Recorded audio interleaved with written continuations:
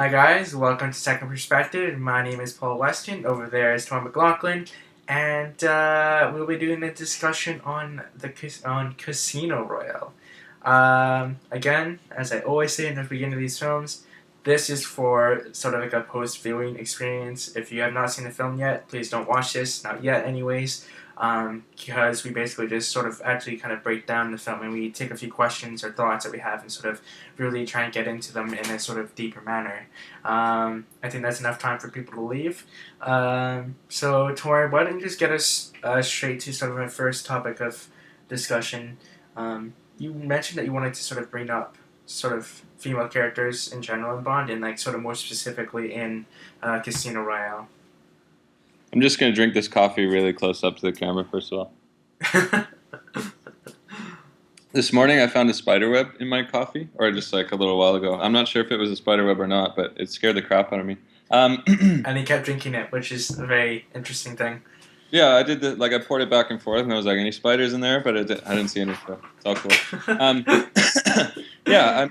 The reason I wanted to bring this up is because like it's such a big issue in film right now, and for the past, however many years, in some senses, it's always been a big issue. But there's so much public discussion around portrayal of female characters, from like how much screen time female characters get, to like the aspects of characterization, the context they're pictured in, that sort of stuff. So with the Bond franchise especially, there you go, franchise. I was like, is it called Dynasty or like a canon? It's franchise, that's what it is. With the Bond movies especially, it's always been a point of contention, and in some ways, like the criticism of James Bond is almost on the same scale as the legend of James Bond himself. Like you can't have one without the other now if you're, unless you've never seen a movie before in your life. You know about both, right? And I think that this film, because it's like the origin story sort of, or like not origin story, but it's his first mission as 007, has such a great impact on future, on his character in future sort of thing, that his relationship with Eva Green, her character is Vesper Lind. Mm-hmm. Yeah. His relationship with Vesper here is sort of like really constitutive of the way that he approaches women probably and treats women in successive films. And there is like one Bond throwaway girl in the typical sense that, or the typical way we usually see a Bond girl, which And is what like happens to her? a She gets murdered. yeah, Right? we find her like face down in a hammock sort of thing. So, and he just uses her to get to her husband, and it's like, oh yeah, she's just gonna jump in bed with you because you got your good looks or whatever. Okay, sweet. That's some really strong characterization there. But like I mean, the some thing is, people do it that. Who spins that, cares? right? What's that? The thing is, it spins that, being like, James Bond, if he does this, there will people who die, right? And there Yeah, will be very exactly. real consequences, right? Right. Yeah, and I mean, like we see a corpse, a physical corpse, her hanging upside down in the hammock after being probably tortured and strangled or whatever it was. But he's already produced a corpse in a sense when he like walks away and he just leaves her there. He's like, okay, fuck you, I'm done with you. I got the information I needed. I'll order some caviar and champagne, but it's just for one. And then he walks Yeah. out. And it's like, oh, he's so cool. He's got like, he's always one up on these girls or something. Anyway, but it critiques him for that because it's like you got to have some awareness of how what you're doing affects the people around you, and you're just like you can't treat people as disposable because they will become so just by nature of like the dangerous stakes that you're playing. Anyway, Vesper is a strong character. She's like there throughout the entire film. She challenges him from the first. They've got like she's even wittier than he is, and he's like, oh damn, sort of thing. Well, I don't know they why I do that keep whole doing thing where they read each other, right? And Yeah. like, oh, I think you're from orphanage. And you're like, well, you know what? Since you said that I was, then you must be. And like, obviously the writing is much more witty than what I just displayed there. But I mean, the cool thing is like, yeah, we've seen that before in these sort of modern films where it's like, oh, the female character is as witty as this character.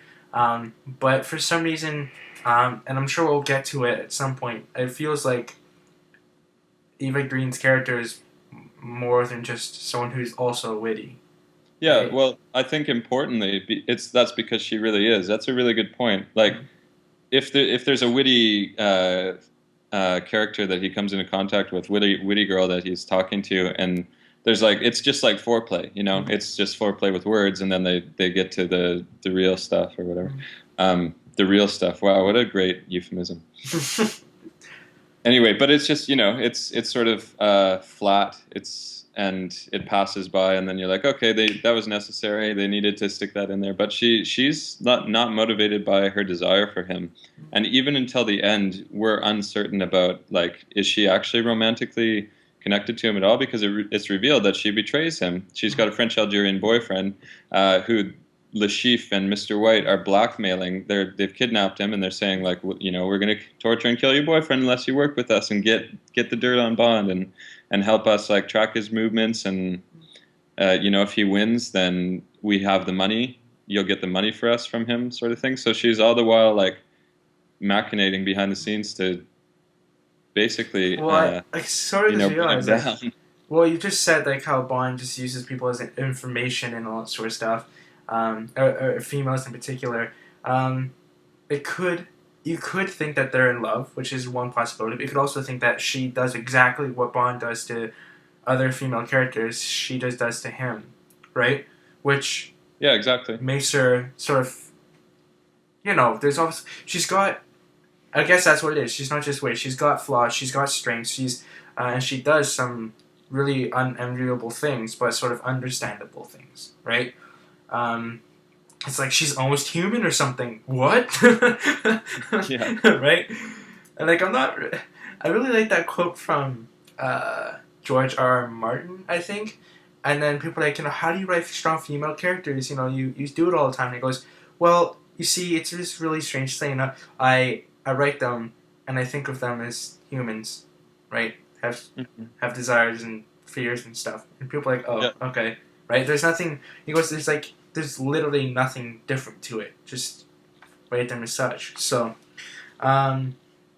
it's Anyway, I think it's an important point to bring up because I've read like a little bit of like opening criticism about Spectra, and Monica Bellucci, I think it's two C's. It was supposed to be like everybody who was a part of the film. Actually, I heard Daniel Craig said something about Bond being sexist, but I mean that's he's pretty a fucking good. misogynist. He What's said that? James Bond is misogynist, I believe. Oh, okay. Yeah, I mean, yeah.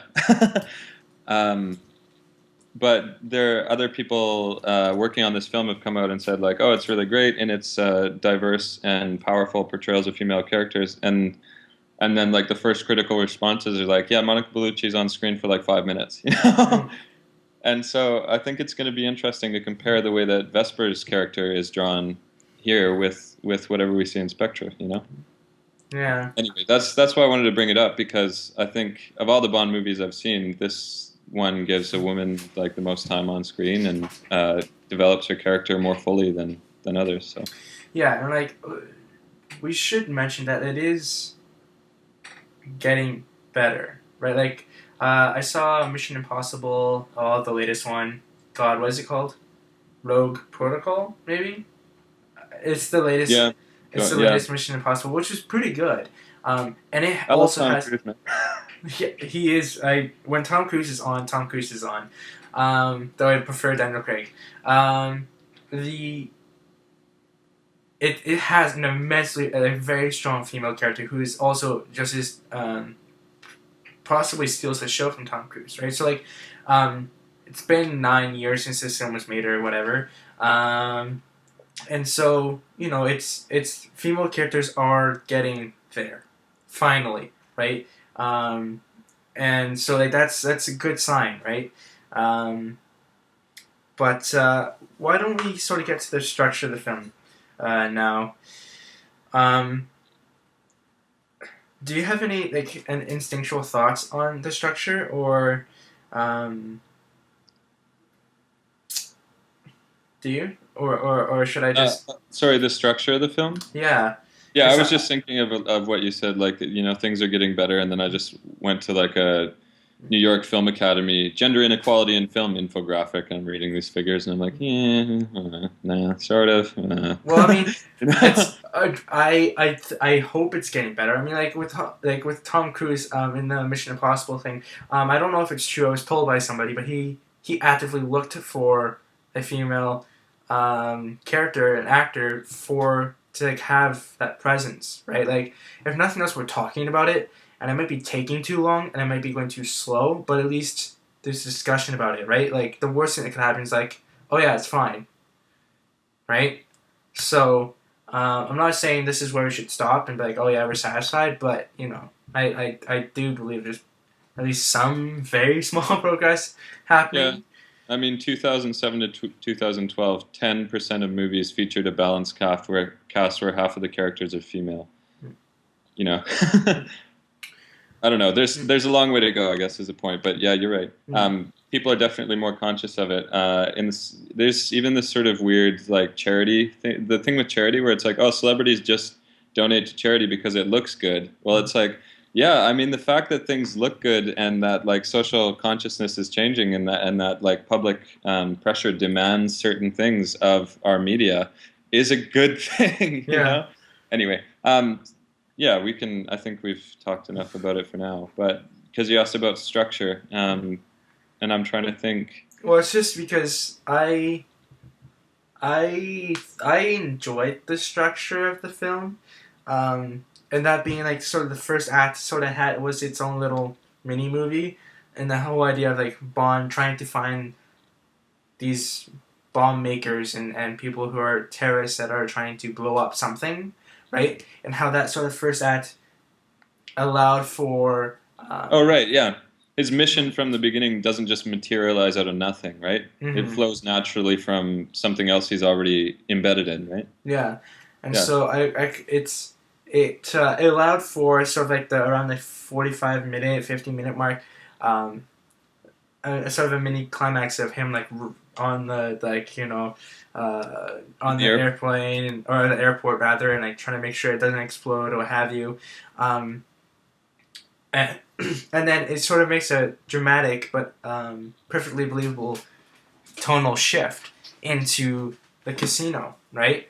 Um, and Yeah, no, so that's a good point. And one of the things that allows the film to do is get out some of its like action, its necessary action scenes and like grit and adrenaline and that sort of stuff, mm, and open the way for like the very sort of like suaver, more subdued power dynamics mhm, of the poker game itself, mhm. and like the sort of like the high society aspect of Bond, comes out there. Because imagine this film just being 2.5 hours of people in a casino trying to do. Yeah, it'd be horrifying. I don't know that it would work, right? And so I thought that was fairly clever writing because it allows to do some of the sort of necessary steps of because like this film had more responsibilities than just setting up its film on its own of that Bond finding the sheaf, right, and capturing him. It had to set up as like this is a new Bond, like we're going for a more gritty style. We have to deal with these particular tropes. Those sort of goals, right? That were responsible and that influence not just this film but the next two films, right? Yeah. So I thought the writer found a strong way of dealing with all the sort of demands that the film had on it, and then still have the cool casino stuff. Because like the action scenes in the casino section are not as necessarily entertaining, right? Or at least they're smaller, right? Like Bond Yeah, trying there's to some go to cool the ones. They're poison. different. It's not like chase scenes, Mm-hmm. until the end again when there's another climax. You're right. There's not like the gritty action, like high, like lots of power, lots of expenditure of energy scenes. He gets poisoned, which is cool. Mm-hmm. And I like like how he, that's introduced. Basically, you sort of expect Bond to like know that somebody's poisoned his drink, because spy and espionage figures are always supposed to be like have they this, I go, guess, sense wait a of it, second. right? Yeah, and they're like, iocane powder, or like I've spent years developing an immunity to iocane powder, which is hilarious. I love that movie. The Princess Bride, for anybody who didn't get that reference, go watch that immediately and just watch it like 10 times to make up for all the times you haven't watched it so far. Or maybe like 100 times. But I anyway. before we lose that thought, like another thing I did enjoy about this Bond film is that like is sort of two things. One I'll bring up, so remind me if I forget, is that like the villain is not just in this position of power the whole time. But I'll bring that up in a moment. Oh yeah, yeah, But sort of to tie off your point is that just as he doesn't realize he's being poisoned, when the two freedom fighters leave the apartment for the first time with the chief, um, they're not dumb. They notice he's got something in his ear, right?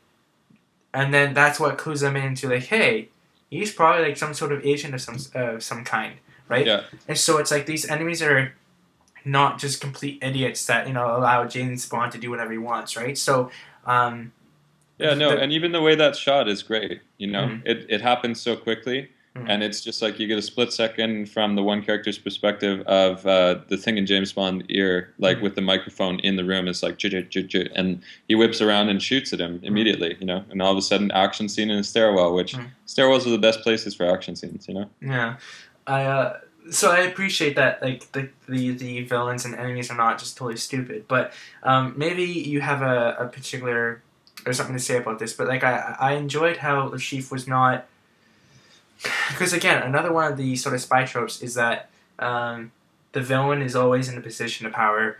Nothing will ever take him down except when James Bond, whatever, some spy guy will find the one weakness, right? Um, Right. the villain's desperate, right? And that's what makes him so violent and vicious, right? Yeah. No. Absolutely. And I like it's nothing absolutely groundbreaking, but I feel like Bond or a lot of these Hollywood films, it kind of is, right? And I think that's why Casino Royale. It's the fact that it did all these small things and it continuously dealt with the bond, like the sort of nature of female characters. Its villains were not just some indestructible character. Like it dealt with all these sort of like many issues that Hollywood films have, and that's what made it feel groundbreaking. Because like I remember watching it back when it just came out, thinking like, damn, this is a really good movie, and like most people I talked to thought the same way. And like on IMDb, it still has 8, right? That's not the easiest thing to do. No, Um, it's pretty good on IMDb. yeah, so it's I think it's a fairly like I'm not gonna call it an A film, but for sort of the things that are around it, I thought it did a pretty good job. Right? Yeah, and I think it would have been very easy for this film not to have done it, Mm-hmm. given the Bond heritage, Mm-hmm. given the expectations of these films. So I think that maybe, I mean, nobody sets out and tries to make a bad movie, but it's easy to give in to convention and Mm-hmm. stereotype when that's successful, and when Mm-hmm. money's being made off it. I think maybe because the Pierce Brosnan ones didn't do so well or Mm-hmm. something, that there was more of a concerted effort to write the crap out of this one, Yeah. But I think that's a really good point you bring up about Le Chiffre being compromised himself. Mm-hmm. Um, one of my favorite movies is a Coen Brothers movie. What is it? Miller's Crossing, Mm-hmm. and it's not a spy film and it's not an action film, but it is a thriller and suspense in the same ways that spy films work. It's a mob film basically, but it's more about like who's who's got the information on who's got the dirt on who, and who's working together at any given time, and the mystery of revealing that and finding that out and that sort of thing. And so there are all these like who's really in power here and who's got the knife behind whose back and that sort of thing, which this film plays up pretty well. Like everybody's sort of compromised. Vesper's compromised because they've stolen her boyfriend and they're gonna, I don't know, tickle him mercilessly or something if she doesn't Mm-hmm. cooperate. I don't know Mm-hmm. what sort of constitutes torture in French Algeria. So Well, it's a terrible, so, terrible joke. Um, well, let's talk about the torture scene. Let's talk about the torture scene in this film. Oh Um, yeah, I mean we haven't got to it yet, and we didn't mention it in the review, but this is like one of the best torture scenes of all time mm, because it does a self-conscious thing. There's a book, I think it's 2002, Black Orchid by Neil Gaiman, mm. and I should find out when it's from. Um, but it does a similar thing. There's a scene. Shoot, when did it come out? 2002. Yeah. Anyway, it doesn't. It really doesn't matter. Sorry, guys. There's a scene right near the beginning where the hero dies, you know, unexpectedly. And the guy who kills her is like a business guy, and he's like, you know what? I've seen too many of these things where the villain draws it out, and he's like, I'm not going to be that guy, and then she just shoots her in the back of the head, basically. Spoiler. uh, but he like self-consciously calls attention to the genre that the book is working in, right? And this one does the same thing because Lashif is like, it's the simplest thing in the world to torture somebody. All you need to do is find out how to hurt a man the easiest way possible so that he'll tell you what you want to do. And you smack him in the balls with a rope. You get him naked, you cut the bottom out of a chair so his balls are hanging between his legs, and you smack them with a rope repeatedly until he tells you what you want. And it's like, yeah, I appreciate the economy of that. And it's a joke, it's an inside joke that's not so inside because anybody who's seen any movie with a torture scene in it will know how quickly those things become stereotyped and that sort of thing. It's great. It's a great scene, and there's so much humor in that too. And at the same time, it is pretty serious because you're like, "Oh my God, is he gonna break? Like, what's going?" I don't know. What do you think about the torture scene? I really enjoyed it. I did a lot. You like seeing Daniel Craig getting smacked in the balls? Or at least I admired it. Yeah, that's even weirder to say. Well, no, it's just the actual like structure of it, the writing of the scene. It's just like I've gotten a little itch. Like literally, there's like three awesome lines back to back to back. It was like, he's like, no. You're like, okay, he's cracking. He's done it. He goes, no, to the right. You're like, oh my God, he's not. And then he starts laughing, right? Like it's just literally, no, I've got a little itch. You think he's cracking. He's not. He's just saying to the right. And then he says, like, people will know you will die scratching my balls. Right? There's literally, in this about a span of a minute and a half, Bond, naked in a chair, hands tied behind his back.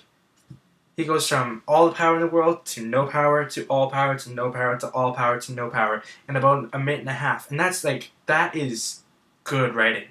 Yeah. Right? And like and it's dead simple the way they did it. So yeah. Right? And like simplicity is the ultimate sophistication, right? Like it's hard to make things simple.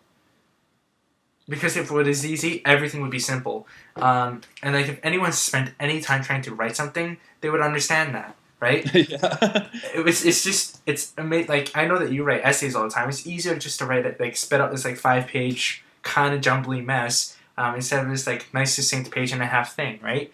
And so like you sometimes need like an hour and a half of film behind you so that each line has some some context, but.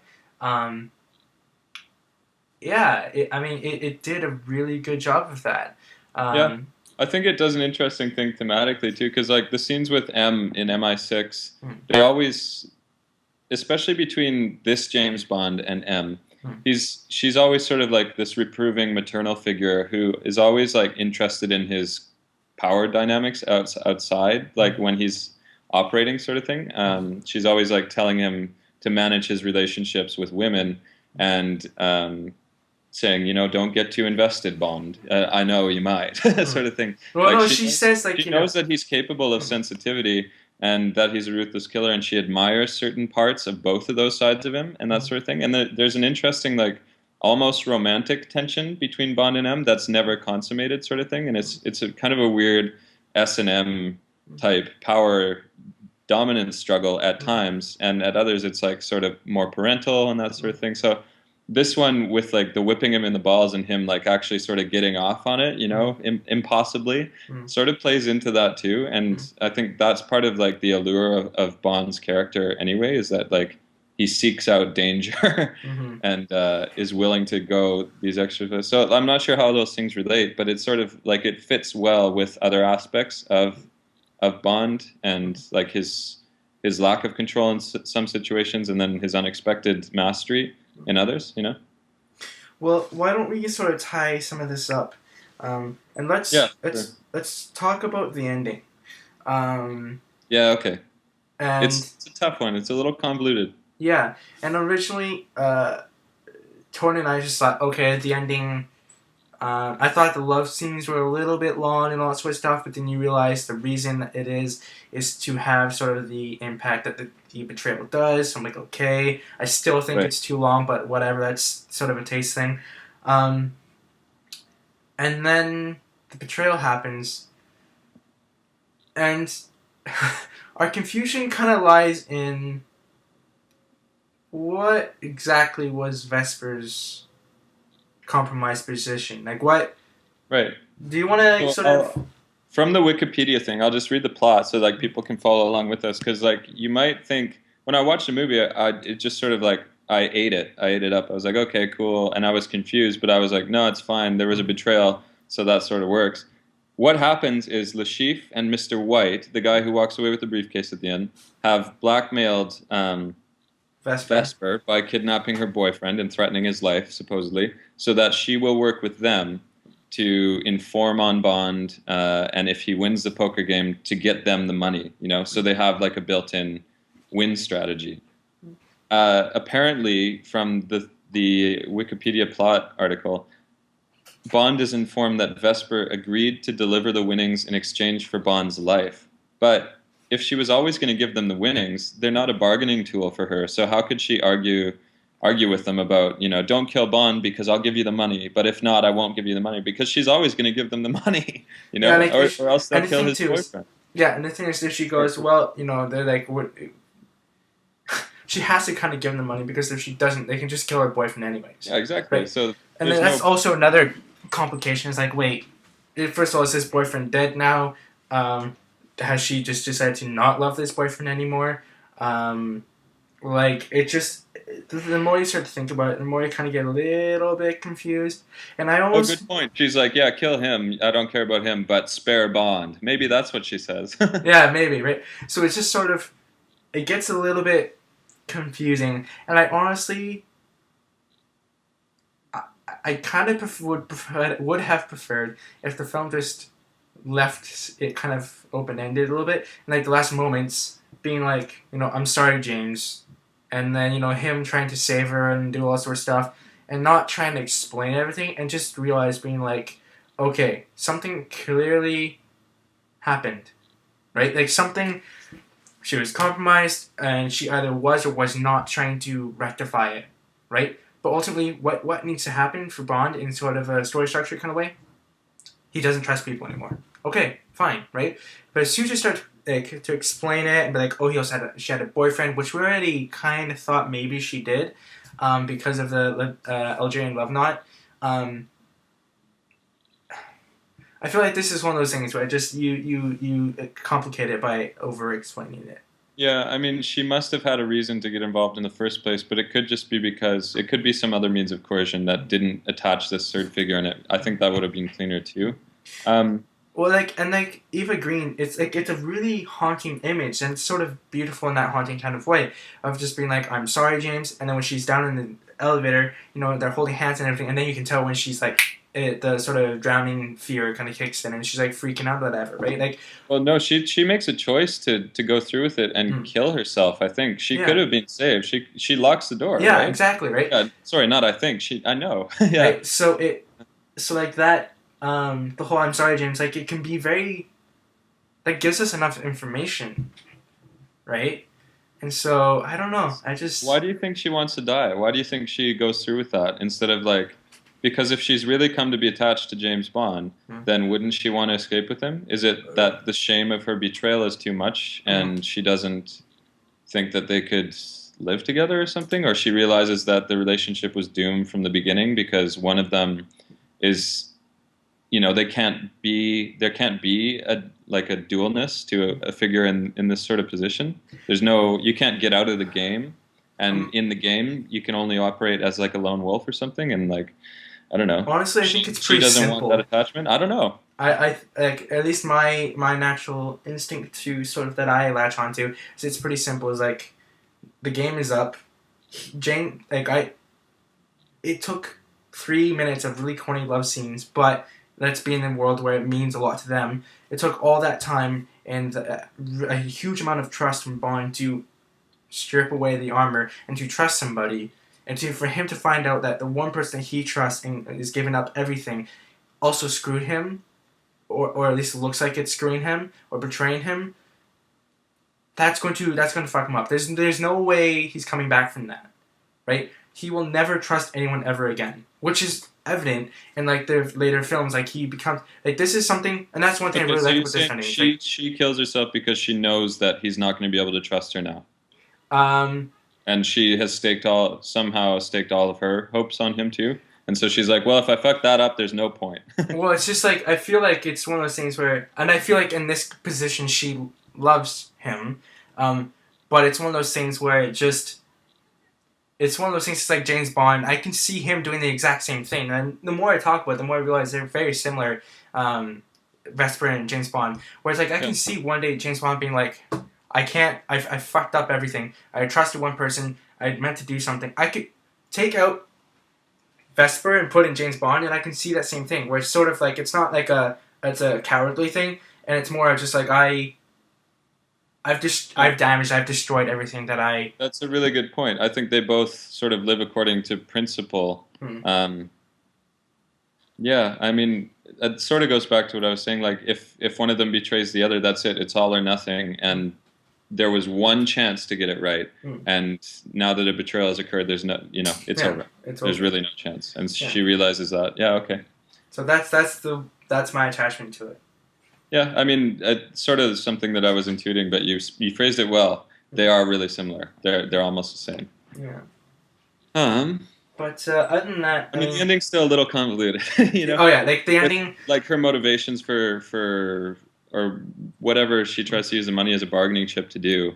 It doesn't sort of make sense in the context of the villain's motivations, Yeah, and ultimately, like for me to enjoy the ending as much as I want to, I basically just have to ignore that, which is probably a bad thing to do. And but that just shows like it's a flaw. Like it's not that whether I disagree or agree with their writing choice or story choice. It's that I actually don't get it. Like that's the problem. It's like I don't necessarily always have an issue with someone picking something. And I go, I don't Right. agree with that. Yeah, you have to. It's story clarity, right? And I don't get it.